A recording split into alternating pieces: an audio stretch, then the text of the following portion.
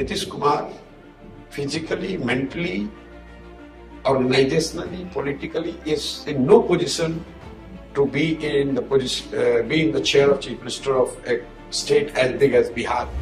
Our entire focus, effort is right now on Bihar. See, the problem is you are a journalist. If you would have come to meet me, like you have come to meet me today, it's all about Jan Suraaj. My life has become all about Jan Suraaj.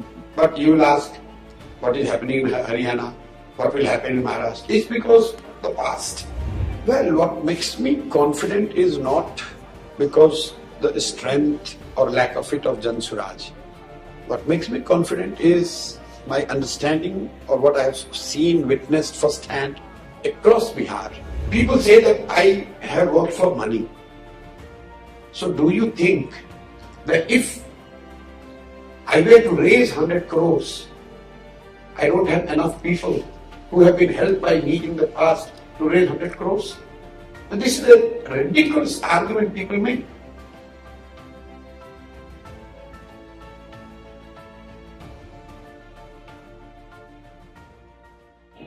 We have with us Mr. PRASHANT Kishor, who we can now say is a full-fledged politician after the launch of Jan Suraaj Party. We'll talk to him about Jan Suraaj, his plans for Bihar, and much more. Mr. Kishor, to begin with, what is Jan Suraaj and how is it distinct from the other political parties in Bihar? It's different from other parties because this is not being formed by an individual or a particular caste or a social group or a family.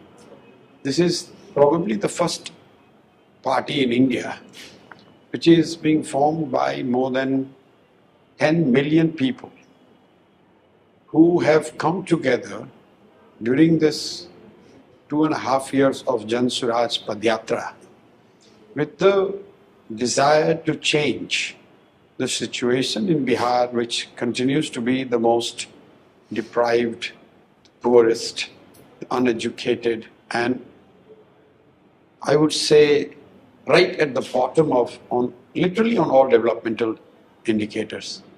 For decades we have suffered, and people of Bihar have tried literally every party that exists in India and has got any presence in Bihar. But they have seen that nothing has changed the situation in Bihar. During this whole movement, what we have tried to do is to go to the villages, talk to the people, and tell them that the only way you can improve your lives is if you come together and pick a leader who is from your own community, from own village.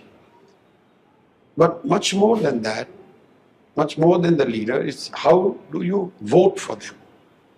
That people of Bihar have voted for ideologies, they have voted for caste, they have voted for religion, they have voted for petty issues like drainage system or Indra Awas or ration card. But as you would have seen in the adhivesan which we had, I made everyone say, I asked everyone that swear on the head of your children that have you ever voted for your children's education and employment? And you saw right in front of you, not a single hand raised.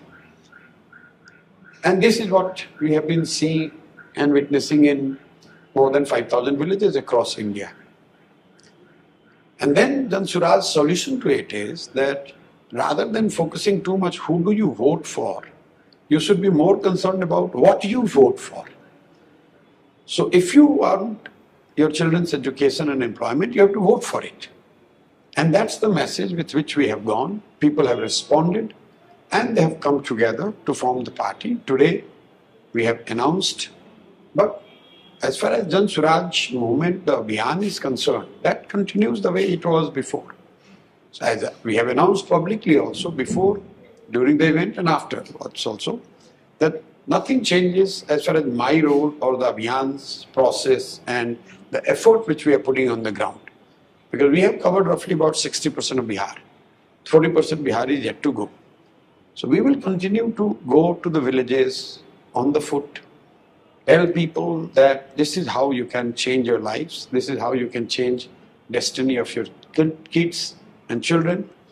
And if they respond to it, well and good. If they don't, we will keep trying. Jan Suraaj means people's governance. So how will you be Suraj meaning good governance. good governance Now, of the people? when I started thinking about this, the name I kept was Suraj. But then I discussed with many intellectuals who are seen as an authority on these issues. How do we define Suraj?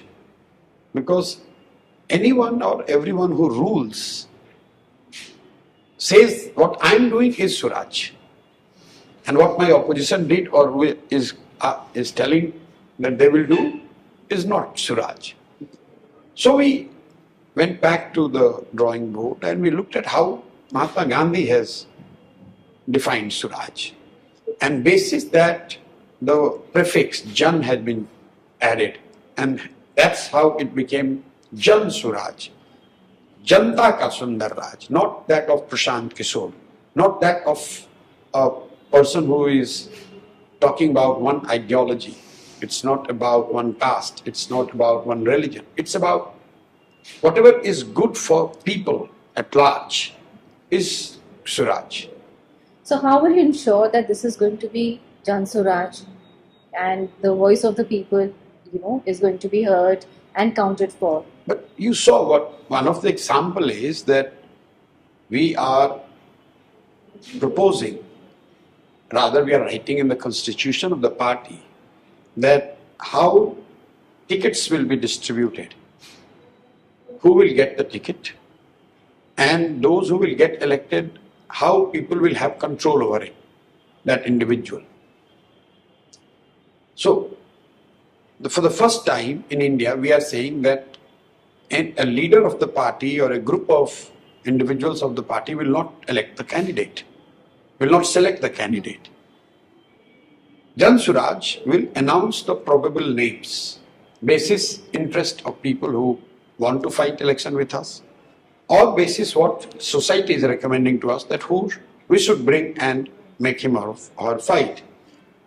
And we will announce the name well 8-9 months in advance of election. We will announce 4, 5, 6 names officially, so that people can assess, chat, discuss, not only basis their past, but they will also get to see how the person is behaving over next, after the announcement, 6, 7, 8, 9 months.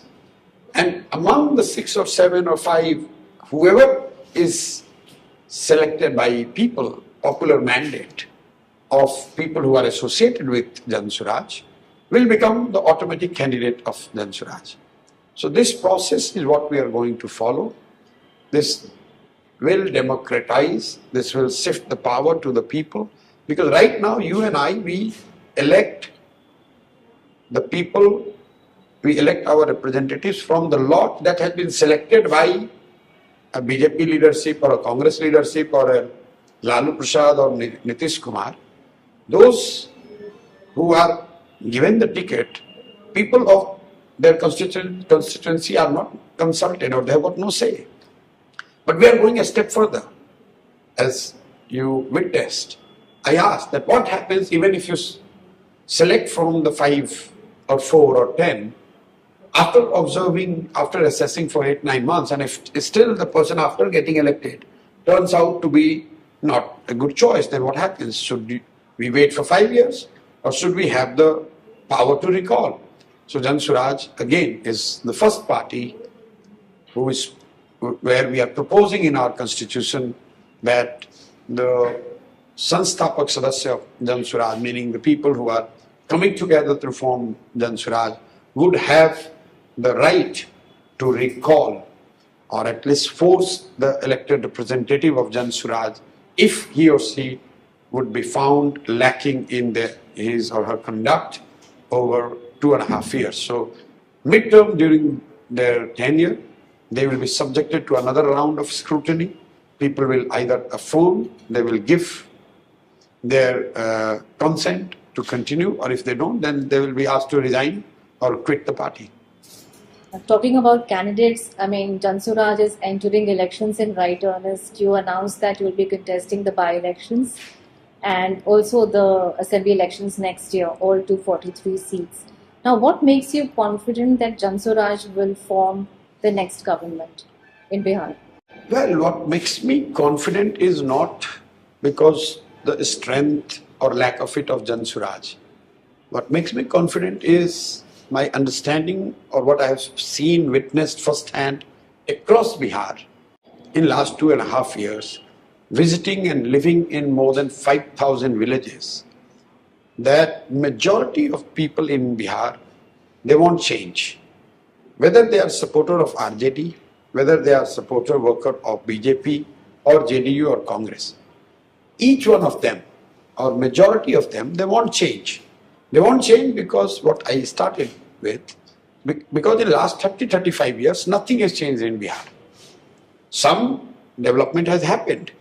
But when I say nothing has changed, meaning in 1990, when Lalu Prasad Yadav became the Chief Minister of Bihar, Bihar was the poorest, most backward state of India. When Nitish Kumar became Chief Minister in 2005, Bihar was the most backward and right at the bottom of all developmental indicators state. Even after 20 years of Nitish BJP government, Bihar is still the poorest state of India. So it's not, there's no subjectivity into it. The data is very clear that as far as relative ranking of Bihar is concerned, we have not moved an inch.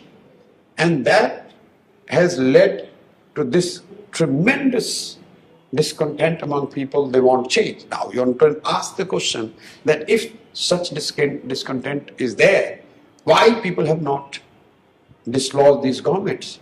They have. Actually, Lalu Prasad Yadav has won Bihar only once in 1995.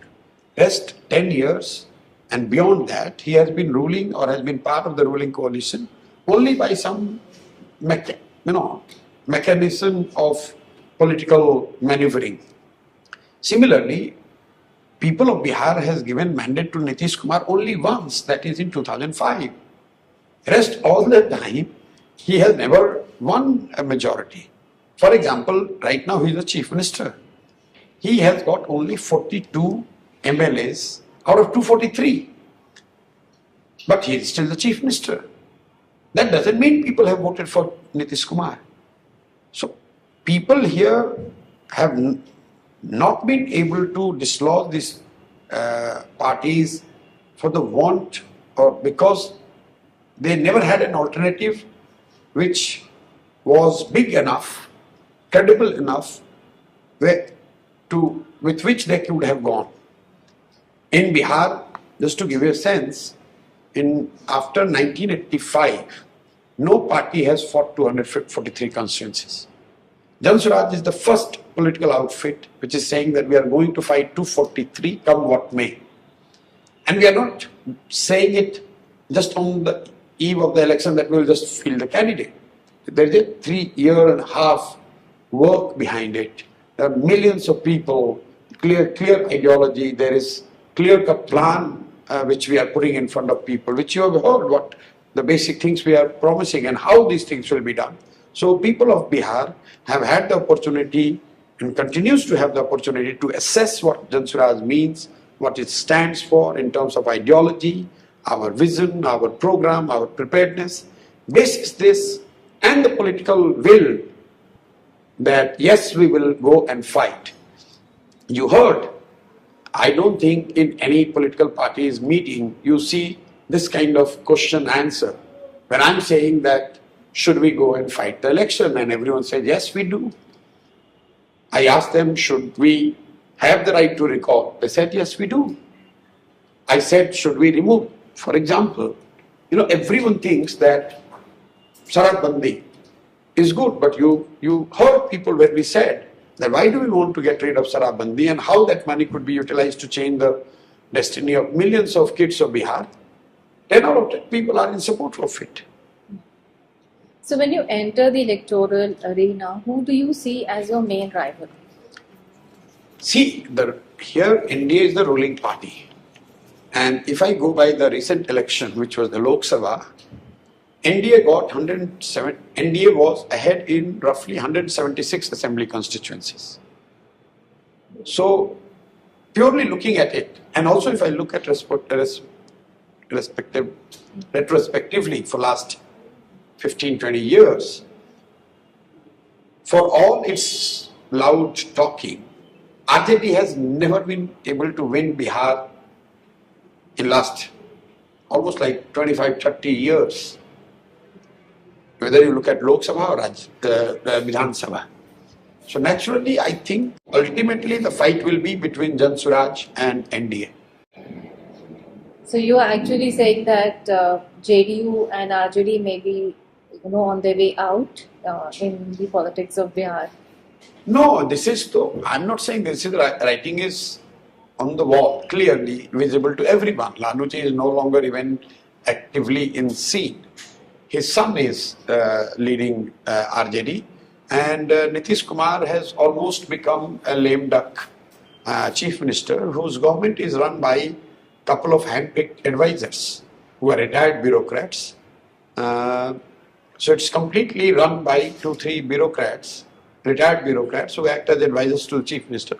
Nitish Kumar, physically, mentally, organizationally, politically, is in no position to be in the chair of chief minister of a state as big as Bihar, where lives of 130 million people continues to be in utter misery.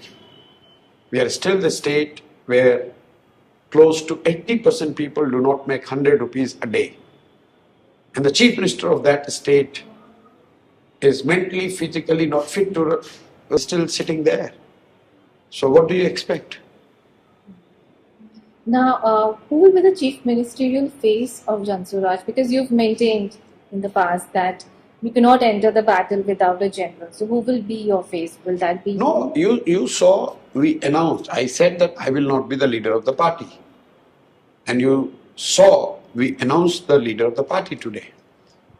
And whoever has been announced, and the leadership council that will be announced in 2 days, they will also be